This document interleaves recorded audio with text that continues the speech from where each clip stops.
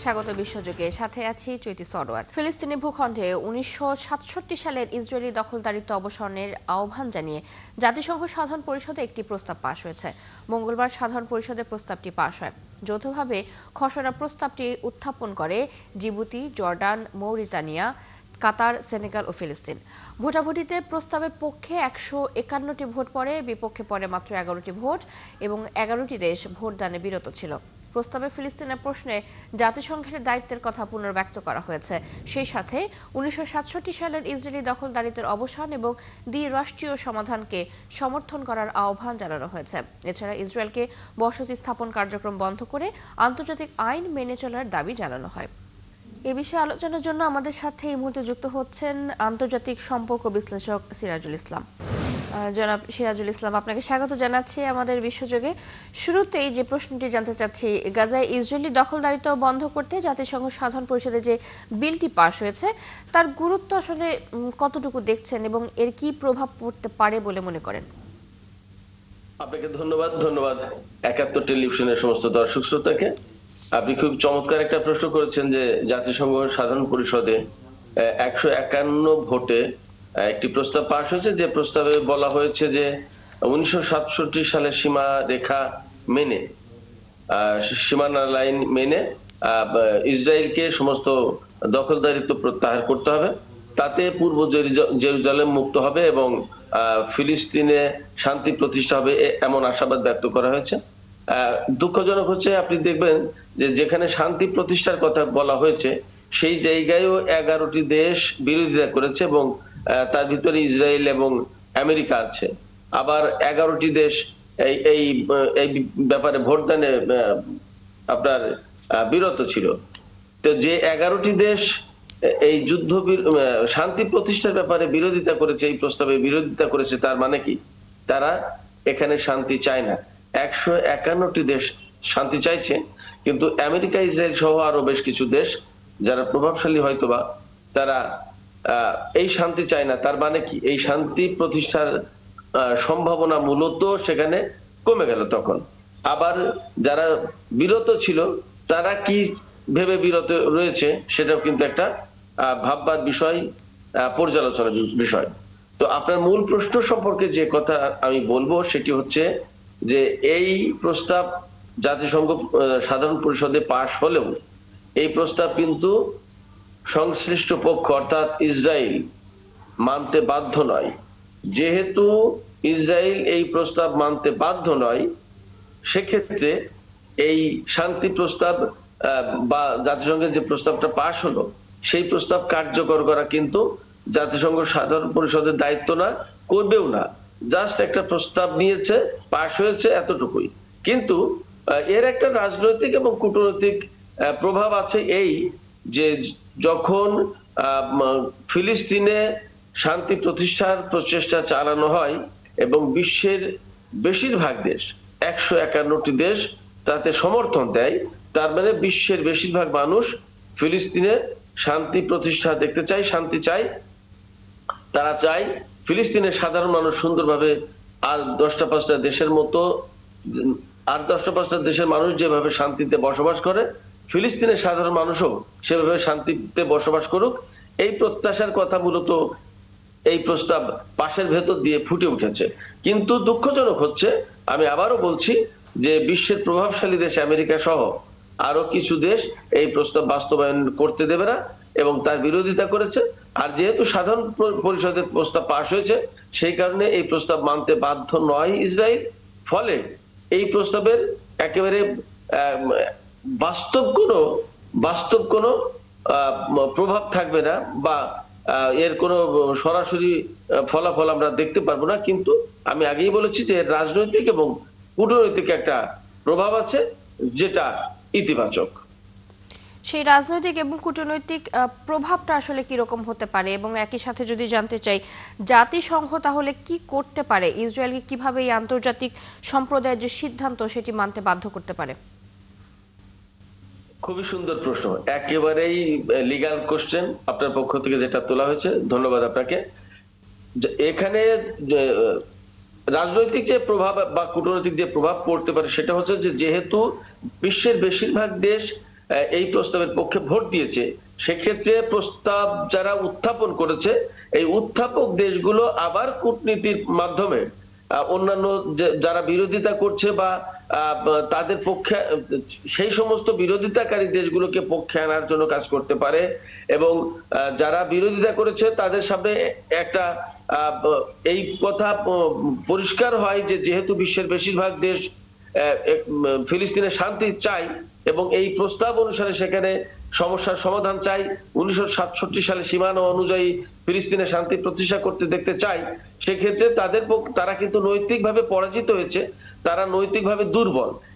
এই অবস্থায় যদি উদ্যোক্তা দেশ বা প্রস্তাবক দেশগুলো বা আরো কিছু শক্তিধর দেশ, প্রভাবশালী দেশ, তারা যদি সম্মিলিতভাবে যারা বিরোধিতা করেছে তাদের কাছে যায়, তাদের সাথে আলাপ আলোচনা করে, দিন দরবার করে, তাহলে এখানে একটা অবস্থা তৈরি হতে পারে। যুক্তির কাছে তো তারা হেরে যাবে, তারা তো সোজা কথা যদি এই কথা বলে যে বিশ্বের বেশিরভাগ দেশ যেহেতু এই প্রস্তাবের পক্ষে, সেক্ষেত্রে আপনারা বিরোধিতা করছেন কিন্তু এই প্রস্তাব কেন বাস্তবায়ন করার ব্যবস্থা নেবেন না?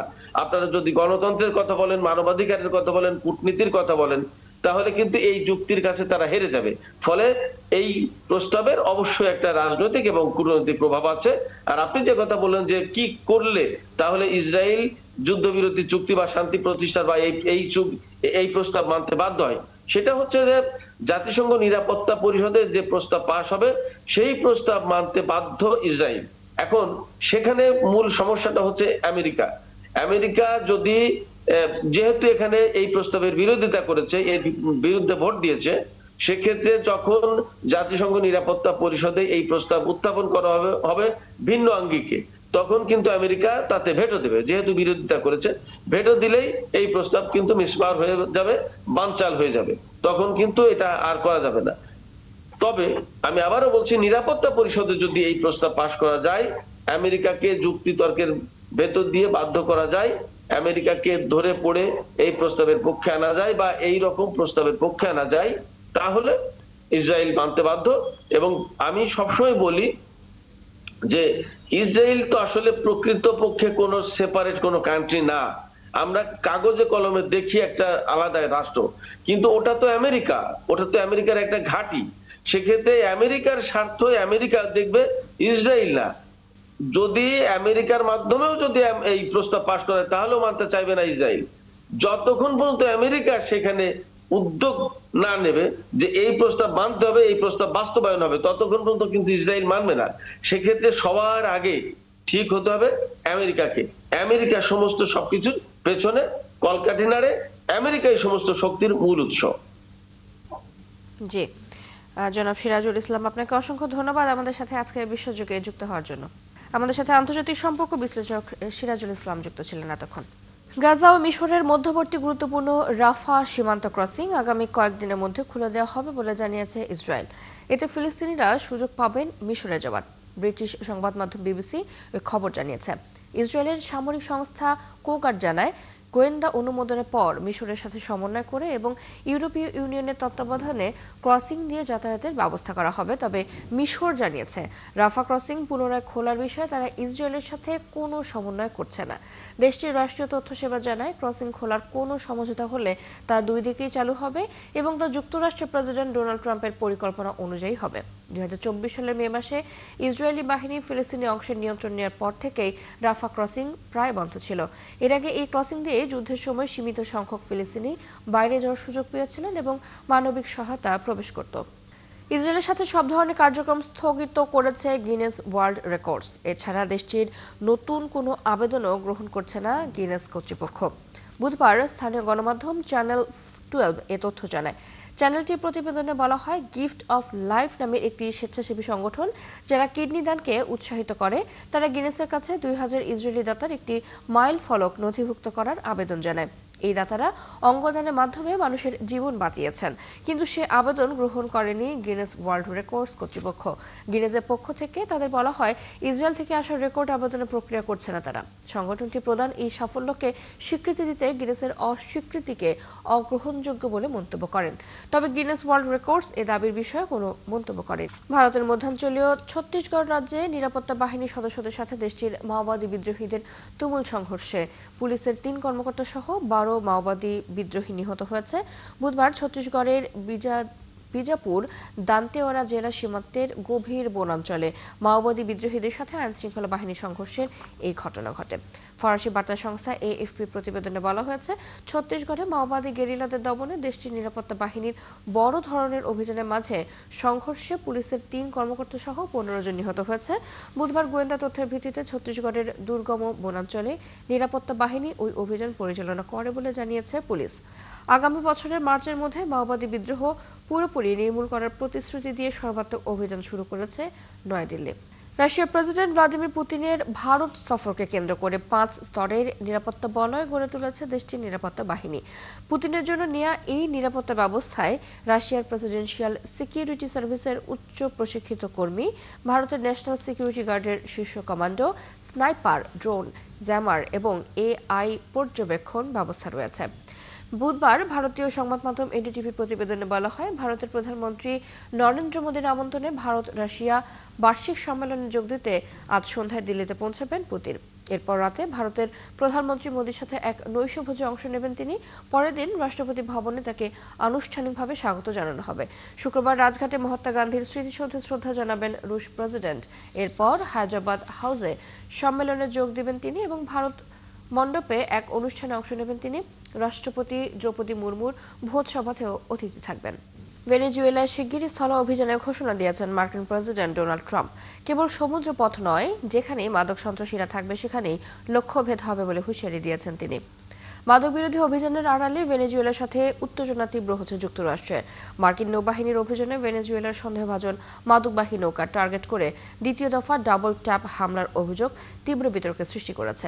তবে মার্কিন প্রেসিডেন্ট ট্রাম্প দাবি করেছেন, দ্বিতীয় দফার হামলা সম্পর্কে তিনি কিছুই জানতেন না। তবে মন্ত্রিসভার বৈঠকে ভেনেজুয়েলায় স্থল অভিযানের ঘোষণা দেন ট্রাম্প। বলেন, মাদক বিরোধী অভিযান এখন শুধু সমুদ্রপথে সীমাবদ্ধ থাকবে না, বরং কারাকাসের যে অঞ্চলে মাদক সন্ত্রাসীরা থাকবে সেই অঞ্চলকেই হামলার লক্ষ্যবস্তু বানানো হবে। তিনি বলেন, যে দেশ বা যে ব্যক্তি যুক্তরাষ্ট্রে মাদক পাঠাবে সবাই আক্রমণের শিকার হবে। ন্যাটোর গোলটেবিল বৈঠকের শুরুতে কঠোর সতর্কবার্তা দিয়েছেন সংস্থাটির মহাসচিব মার্ক রুটে। তিনি বলেন, দীর্ঘমেয়াদী মুখোমুখি সংঘর্ষের জন্য প্রস্তুতি নিচ্ছে রাশিয়া। সেই সাথে দেশটি ন্যাটোর প্রতিরোধ শক্তিকে বারবার পরীক্ষা করছে। সব মিলিয়ে জোট এখন বাস্তব ও দীর্ঘস্থায়ী হুমকির মুখে।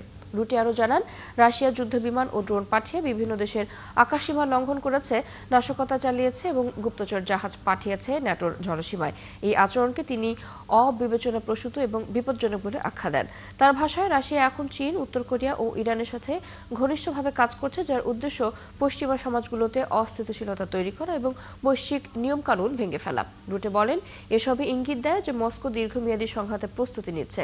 এদিকে মিথ্যা শান্তি আলোচনায় রাশিয়া ন্যাটোকে বিভক্ত করতে চাইছে বলে মন্তব্য করেছেন জোটভুক্ত একাধিক দেশের পররাষ্ট্রমন্ত্রী। ব্রাসেলসে ইউক্রেন যুদ্ধ ও চলমান শান্তি আলোচনা নিয়ে ন্যাটো পররাষ্ট্রমন্ত্রীদের বৈঠকের আগে এমন স্পষ্ট সতর্কতা দেন তারা। বেইজিং যাওয়ার পথে রহস্যময়ভাবে নিখোঁজ হওয়ার ১১ বছর পর আবারও শুরু হতে যাচ্ছে মালয়েশিয়া এয়ারলাইন্সের ফ্লাইট MH370-র অনুসন্ধান। ৩০ ডিসেম্বর থেকে অনুসন্ধানের কাজ শুরু হবে। মালয়েশিয়ার পরিবহন মন্ত্রণালয় জানিয়েছে, অনুসন্ধান সংস্থা ওশান ইনফিনিটি নিশ্চিত করেছে যে তারা ৫৫ দিনের জন্য সমুদ্রতলের অভিযান কার্যক্রম পুনরায় শুরু করবে। ২০১৪ সালে কুয়ালালামপুর থেকে বেইজিং যাওয়ার পথে বোয়িং 777 বিমানটি ২২৭ জন যাত্রী এবং ১২ জন ক্রু নিয়ে নিখোঁজ হয়ে যায়। দক্ষিণ ও দক্ষিণ পূর্ব এশিয়ার বড় একটি অংশ জুড়ে ঘূর্ণিঝড় ও ভারী বৃষ্টিপাতে গত কয়েকদিনে ভয়াবহ বন্যা ও ভূমিধসের ঘটনা ঘটেছে। সরকারি তথ্য মতে, ঘূর্ণিঝড় ও ভারী বৃষ্টিপাতের কারণে সৃষ্ট বন্যায় ইন্দোনেশিয়া, শ্রীলঙ্কা, থাইল্যান্ড এবং মালয়েশিয়ায় ১,২৫০ জনের বেশি মানুষের মৃত্যু হয়েছে। নিখোঁজ রয়েছেন আরও অনেকে। ঠিক কোন কারণে এতগুলো দেশে একসাথে এমন চরম ভাবাপন্ন আবহাওয়া দেখা দিয়েছে? বিস্তারিত রিপোর্টে।